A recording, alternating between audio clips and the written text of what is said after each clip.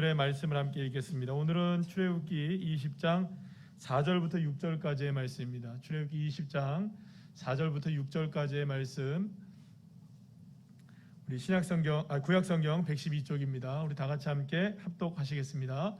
너희를 위하여 새긴 우상을 만들지 말고 또 위로 하늘에 있는 것이나 아래로 땅에 있는 것이나 땅 아래 물속에 있는 것의 어떤 형상도 만들지 말며 그것들에게 절하지 말며 그것들을 섬기지 말라.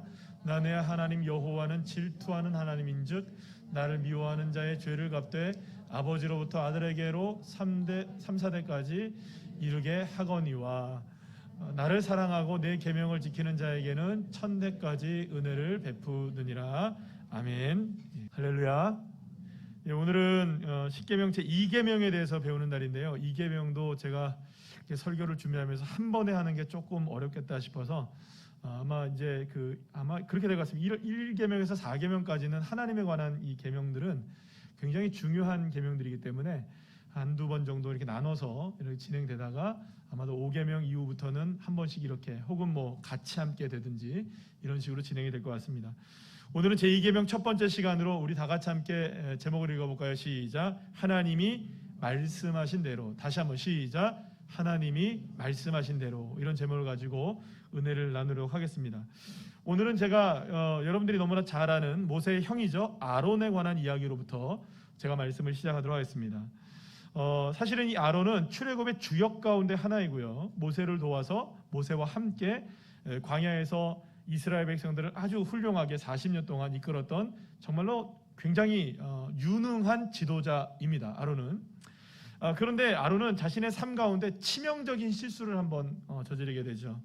바로 우리 너무나 잘 아는 이 송아지 우상에 관한 실수입니다. 그러나 우리가 분명히 알아야 될 것이 있습니다. 여러분, 아론은 결코 우상 숭배자가 아니었다는 것입니다. 아론은 분명히 누구를 잘 믿었던 사람입니까?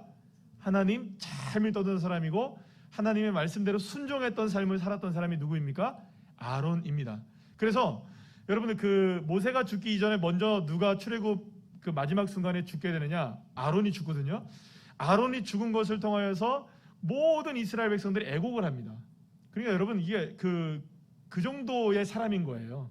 아론이 그냥 우리가 생각할 때는 송아지 우상 이 사건 때문에 정말로 못난 사람이구나, 여러분 이렇게 생각하시면 안 됩니다. 정말 믿음 좋은 사람이고, 그 다음에 모세를 도와서 이스라엘의 어떤 제도를 세우는데 아주 혁혁한 공을 올렸던 사람이 이 아론이라는 사람입니다. 그렇다면 여러분 생각해 보시죠. 분명히 아론이 하나님을 잘 믿는 사람인데 어떻게 하다가 어쩌다가 이 송아지 우상을 만들게 되었는가라는 것이죠. 그것은 이런 겁니다. 하나님을 믿지 않아서 문제가 아니라 하나님을 잘못 믿는 거죠. 다시 말하면 하나님을 예배하는 방법, 하나님을 섬기는 방식이 하나님이 원하시는 것이 아니었다는 겁니다. 그러니까 누가 원하는 대로 한 겁니까? 그냥 지금까지 내가 했던 대로, 내가 했던 방식대로, 내가 그냥 지금까지 생활해왔던 대로 그냥 했던 것이었기 때문에 문제가 된 거예요. 그래서 그 결과 아론은 우상숭배자가 듣는 책망에 버금가는 책망을 듣게 되고 그 일로 수많은 사람들이 희생을 당하기도 했던 것이죠. 여러분, 예수님 당대에도 마찬가지였습니다. 예수님 당대 바리새인들은 여러분 믿음이 좋았을까요? 나빴을까요? 굉장히 좋았습니다. 우리가 그 욕할 사람들이 아니에요. 뭐 회칠한 무덤이다 이렇게 얘기하는데 사실은 그들의 신앙은 정말 좋은 사람들이었습니다. 어쩌면 그 누구보다도 훨씬 더 하나님을 잘 믿는 사람 중에 하나였어요. 그런데 문제는 뭐냐? 하나님이 원하시는 바른 방법대로 믿질 않았다는 거예요. 그러니까 열심히는 믿었으나 바르지는 않았다는 거예요. 여러분, 열심히 중요하죠, 그죠? 그러나 열심보다 더 중요한 게 뭘까요? 바르게 믿는 것이 중요하다는 것이죠. 그래서 결국 그들은 화 있을진저라는 말을 듣게 되는 겁니다. 사랑하는 여러분, 그래서 하나님을 예배하는 저와 여러분의 모습 가운데는 정답이 우리에게 있지 않습니다. 하나님이 정하신 대로 해야 되는 거죠. 중요한 것은 바르게 믿어야 하고 바르게 예배해야 한다는 것입니다. 이것이 바로 어쩌면은 우리에게 하나님께서 제2계명, 이 계명을 주신 뜻이라고 우리가 볼 수 있다는 것입니다. 자, 그런데 1계명과 2계명은 얼핏 보면 비슷해 보여요, 그죠? 그런데 왜 이 두 가지의 계명으로 나눠져 있느냐? 자세히 살펴보면 조금 차이점이 발견되어집니다. 제1계명은 하나님 외에 다른 신을 예배하는 것을 금한다는 거예요. 그러니까 제1계명이 예배의 대상에 대한 것이라고 한다면 제2계명은 그러니까 예배의 방법. 따라합시다. 예배의 방법. 그러니까 제1계명은 예배의 대상, 제2계명은 뭐라고요? 예배의 방법에 관한 것이라고 말할 수 있어요. 무엇보다 하나님을 어떤 형상으로 어떤 모양으로 표현하지 말라는 이유가 있어요. 여러분, 무엇인가를 여러분 우리가 막 설명을 해줘요. 제가 지난번에 이 현수막을 주문을 하는데요. 지금 뒤에 보이는 배경 현수막 있잖아요. 이거를 주문을 하는데 그 담당자하고 인터넷으로 주문하는 거라 전화를 했어요. 전화를 하는데 저 나름대로는 막 설명을 해줬어요. 그런데 못 알아듣더라고요. 못 알아듣시더라고요. 그래서 제가 답답했어요. 그런데 그 옆에서 저를 보고 있던 저희 집사람이 답답해가지고, 누가 답답하냐? 알려주고 있는 제가 답답하대요. 그러니까 그분이 못 알아들을 만하게 제가 얘기하고 있었던 거예요. 저는 나름대로 막 설명을 하고 있었거든요. 근데 설명이 안 되는 거예요. 그러니까 커뮤니케이션이 안 되는 거죠. 여러분, 그러니까 문제는 뭐냐 하면 우리가 아무리 이렇게 하고 저렇게 하고 이야기를 해도, 여러분 이 앞에 있는 꽃 이쁩니까 안 이쁩니까? 요즘에 이 꽃이 아주 예쁘게 잘 돼 있는데 너무 여기가 더워가지고 이 꽃이 금방금방 시들어서 좀 안타까웠긴 해요. 이 꽃을 우리가 만약에 말로 표현한다고 한다면 이 꽃이 제대로 표현이 되겠습니까 안 되겠습니까? 안 돼요. 아무리 말로 정말 미사오고 아름다운 말로 표현을 한다고 해도 이 꽃의 아름다움을 그대로 우리가 표현해낼 수가 없어요. 듣는 사람마다 다 다른 거예요. 그러니까 하나님이 우리를 향하여서 어떤 모양과 어떤 형상을 만들지 말라고 얘기했던 건 뭐냐 하면, 그 형상으로 인하여, 그 모습으로 인하여, 그 재질로 인하여 하나님이 왜곡될 수 있기 때문인 것입니다. 하나님은 영이신데요. 따라합시다. 하나님은 영이시다. 그러니까 영은 형상이 없잖아요. 그런데 하나님이 영이셔서 형상이 없는데 그걸 물질로 바꿔버리는 거예요. 우리는 편해요, 여러분. 여러분, 형상이 있는 게 편할까요? 형상이 없는 게 편할까요? 있는 게 편해요. 예를 들어, 그러면 안 되지만 생각해 보세요. 하나님이 내 이놈 하는 장면을 한번 생각해 보세요. 그래서 그거를 내 이놈 하는 장면으로 우리 하나님의 형상을 만들어 놨다. 여러분, 겁나시지 않으시겠어요? 그거 딱 집안의 형상으로 집집마다 방방마다 내 이놈 하는 모습으로 있다고 생각해 보세요. 겁납니까 안 납니까? 겁나죠. 제 말씀드리는 건 이겁니다. 만약에 영이신 하나님을 물질로 표현했을 땐 우리한테는 편할 수 있어요. 그러나 그 순간 하나님은 왜곡되기 시작하는 거예요.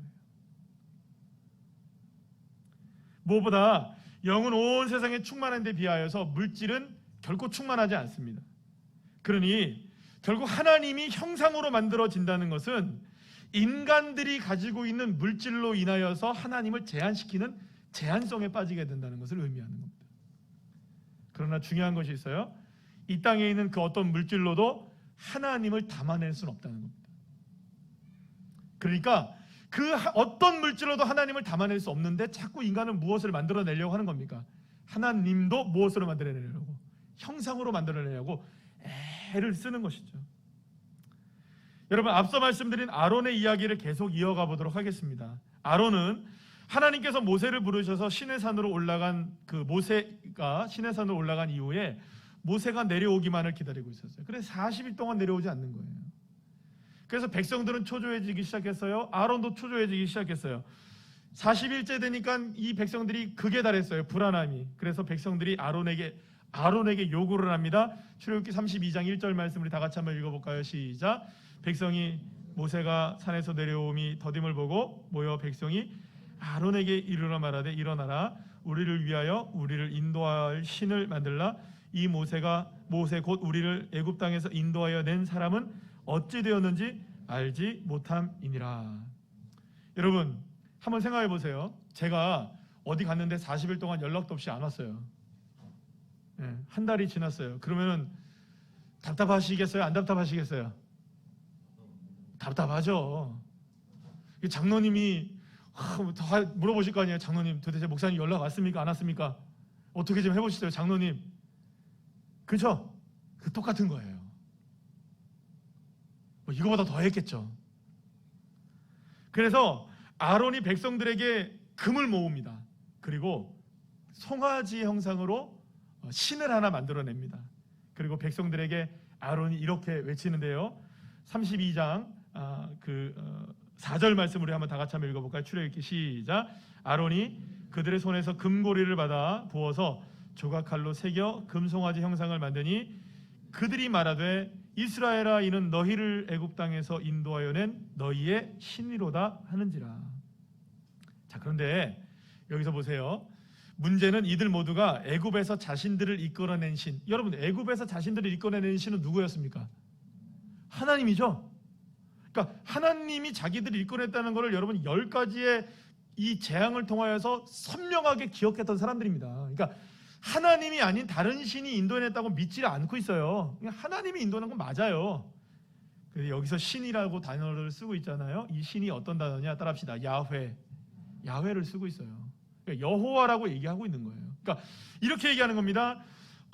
지금 이스라엘아 이는 너희를 애굽에서 인도하여 낸 너희의 야훼로다 이렇게 얘기하고 있는 거예요. 그러니까 송아지를 딱 놓고 야훼 하나님이라고 얘기하고 있는 거죠. 여러분, 이거는 명확하게 구분해 봅시다. 1계명은 어겼습니까? 안 어겼습니까? 1계명은 안 어겼어요. 여러분, 누구를 믿고 있었습니까? 야훼 하나님을 믿고 있잖아요. 그분을 예배하잖아요. 1계명에 대한 부분이 아닌 거예요. 하나님을 믿는 방법이 잘못된 겁니다. 하나님을 바라보며 예배하며 섬기는 것에 문제가 있었던 겁니다. 그러니 결국 1계명도 어기게 되는 거죠. 단순히 여러분, 이 아론과 백성들이 열정이 있었습니까? 없었습니까? 그래도 하나님을 믿겠다고, 그죠?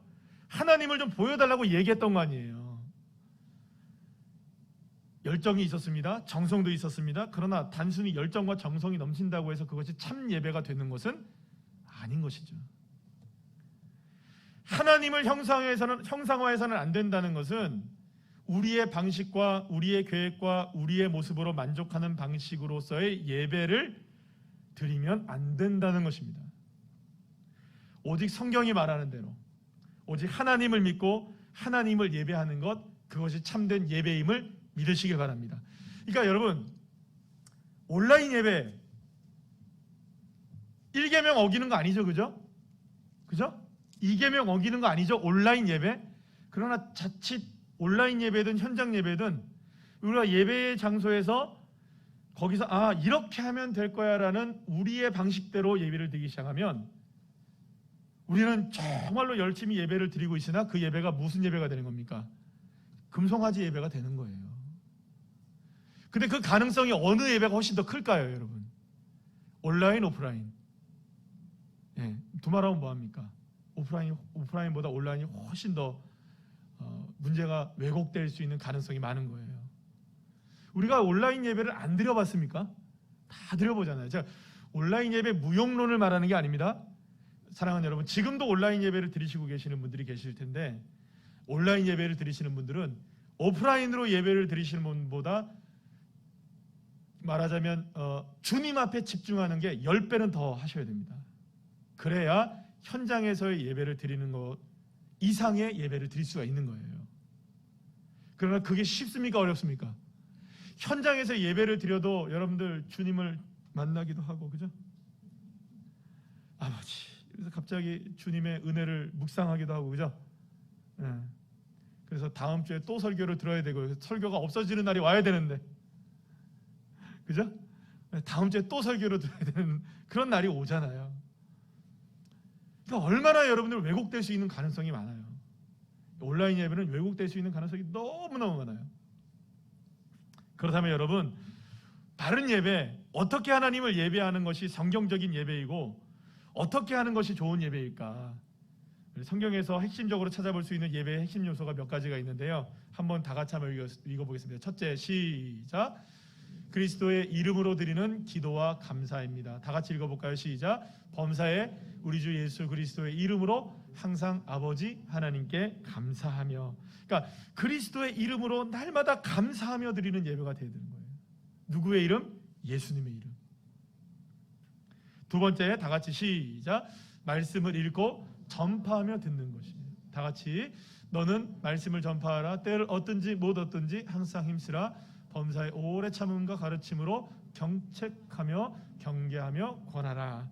하나님의 말씀이 선포되어지는, 하나님의 말씀이 들어지게 되어지고 읽어지게 되고 그 말씀이 전파될 때 그 예배가 참된 예배라고 말씀하고 있는 것이죠. 세 번째, 다 같이 시작. 성례를 시행하고 받는 것입니다. 오늘 우리가 함께 했죠. 다 같이 읽어볼까요? 내가 너희에게 전하는 것은 주께 받은 것이니 곧 주 예수께서 잡히시던 밤에 떡을 가지사 축사하시고 극대어 이르시되 이것은 너희를 위하여는 내 몸이니 이것을 행하여 나를 기념하라 하시고, 그러니까 날마다 예수의 십자가를 기념하는 인생, 성례를 통하여. 사랑하는 여러분, 오늘 성찬식에 많은 분들이 참여했어요. 그래서 사실은 저 장로님이 이만큼이면 되겠죠? 해서 예, 이만큼이면 되겠습니다 해서 이제 준비한 건데 모자랐어요.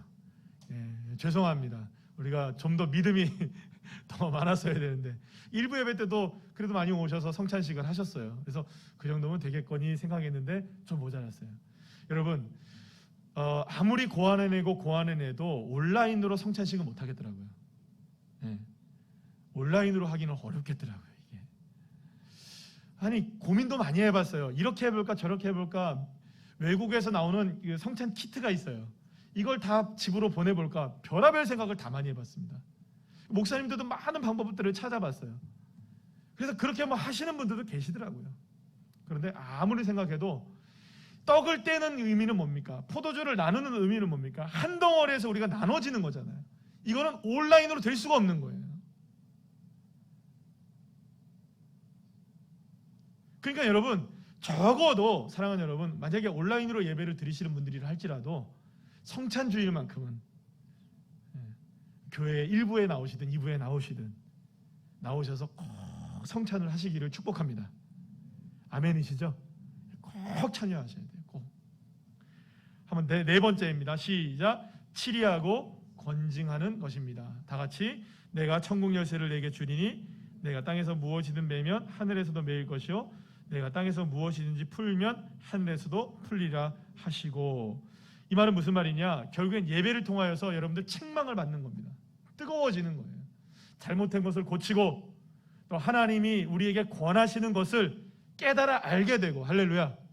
오늘 우리가 아침 예배를 통하여서, 오전 예배를 통하여서 주님이 저와 여러분에게 견책하시고 책망하시고 혹은 건징하신 것이 무엇입니까? 아, 그렇구나. 그날이 내게 이미 임한 것이구나. 내가 그걸 잃어버리고 살았구나. 내가 새 언약의 백성이구나. 할렐루야. 그래, 내가 날마다 누구를 의지하며 살아가겠다. 그래서 예수입니다. 아멘. 내가 날마다 예수를 외치고 살아가야지. 여러분, 깨달으시는 것이 은혜인 거죠. 그게 주님이 저와 여러분을 권면하시는 것입니다. 깨닫는 은혜, 이게 있는 것이 예배인 것입니다.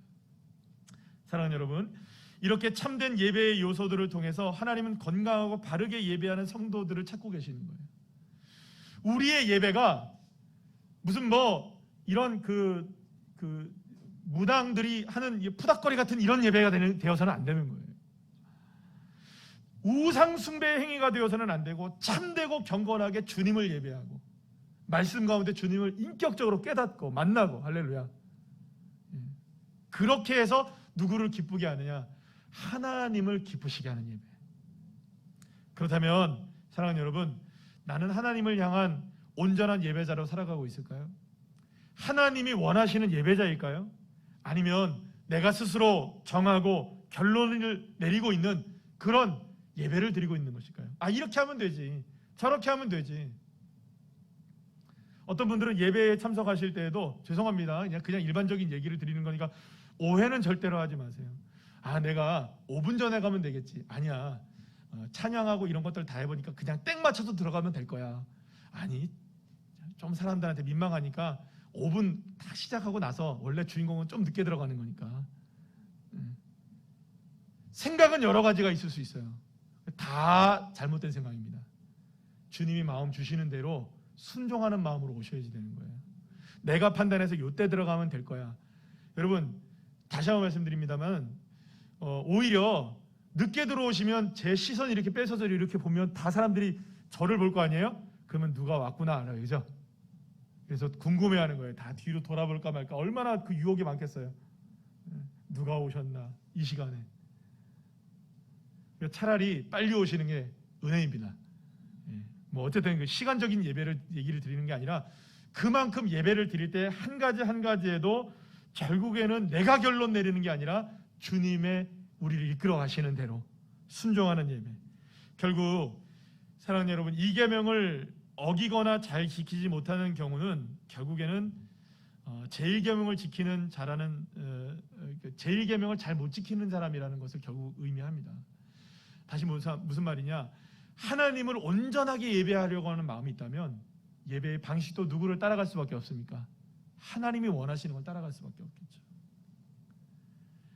그래서 여러분, 저와 여러분은 절대로 아론과 같은 잘못을 범하면 안 됩니다. 왜냐하면 우리들 중에 그 누구도 나는 우상 숭배자입니다 라고 말하는 사람은 없기 때문이에요. 그렇기 때문에 예배자가 된다는 것은, 하나님을 믿고 성도로서 살아간다는 것은 내 생각과 내 모든 것을 예배를 통하여서 철저하게 내려놓는 겁니다. 지난주에 이 말씀으로 생각해 본다면 내려놓는다는 것도 교만한 것이라고 얘기했잖아요. 기억나십니까? 또 배우셔야 되는데 설교가 사라질 날을 기대하면서 여러분, 교만한 것은 내려놔야지 하는 것도 교만이라고 얘기했어요. 그러니까 여러분 생각해 보면 우리가 있는 모든 상황 속에서 그 상황에 감사하게 누구를 기억하며, 주님을 기억하며, 오직 주님을 뜻을 갈망하며 주님의 뜻에 순종하기를 바라는 마음으로 예배 자리에 앉아있는 여러분들이 제2계명에 지키는 주인공들이신 것이죠. 사랑하는 여러분, 정말로 여러분들이 하나님을 잘 예배하는 자녀들이 되기를 소망합니다. 우리 교회는 바르게 예배하고 바르게 주님을 섬기는 교회가 되어 하나님의 영광 드리는 귀한 역사 있게 되기를 간절히 축복합니다.